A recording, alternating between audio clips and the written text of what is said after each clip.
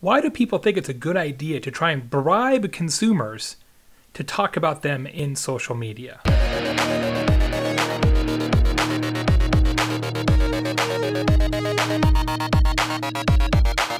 Hey everybody, it's Baer with another J Today, where I give you a piece of my mind 3 minutes at a time, home in chilly Indiana today. I can't believe this crazy case study I read about this week. It's for a company called One Piece. They did a pop-up store opening in New York City in Soho, I believe. One Piece is actually a company that makes gourmet, fashionable onesies, like adult onesies. So like full-on, like, you know, full-body pajamas, but designer stylish. I know, I think it's a New York thing, but that's not really the point. I'm not anti-onesie necessarily, but I am very much anti their launch strategy. They created a program they call social currency, and the deal is you come into their pop-up store and you can connect your Facebook account, your Twitter account, your LinkedIn account, your Pinterest account, your Instagram account, etc.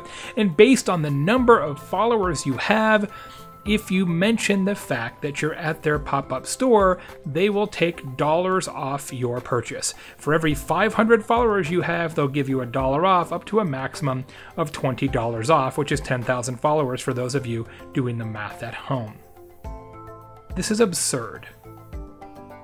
Why would you need to pay customers $1 for every 500 fans or connections they have, and then basically bribe them to create social media about your company? Look, this is a perfect example of what we fall into all the time, which is confusing audience and influence. Just because someone walks into your door and is like, hey, awesome gourmet onesie, and they want to tweet about it and they've got a few followers, does not mean that that person is influential in the least about the subject of gourmet onesies. It doesn't mean that anybody is going to necessarily see that tweet or Facebook post or Instagram photo or whatever, and it most certainly doesn't mean that anybody who does receive that content is going to be persuaded by the person who created that content.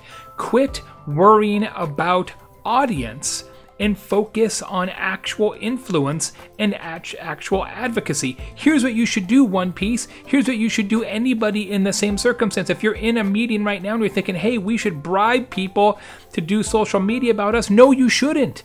What you should do is instead create the kind of experiences and products that people actually want to create content about. If you do something that is useful, if you create utility, if you delight people, if you give them something that they actually care about, they'll go ahead and create social media without getting $1 off. It's sad. It's ridiculous. And it's not going to work. Or maybe it is going to work because all the free media coverage of a ridiculous stunt like this. Today's Sprout Social shoutout is from my friend Ted Rubin. Ted is the co-author of the book Return on Relationships, which is all about using social media to create real relationships that are based on real principles. I give Ted today's shout out because he will be driven absolutely crazy by this case study from One Piece, so I want to actually see his face when he reads this and watches this video.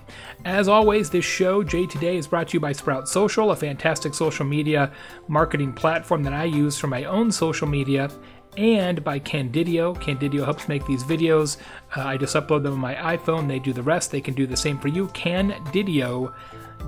Until tomorrow, I'm Baer. This has been J Today. Make sure you subscribe. Thanks.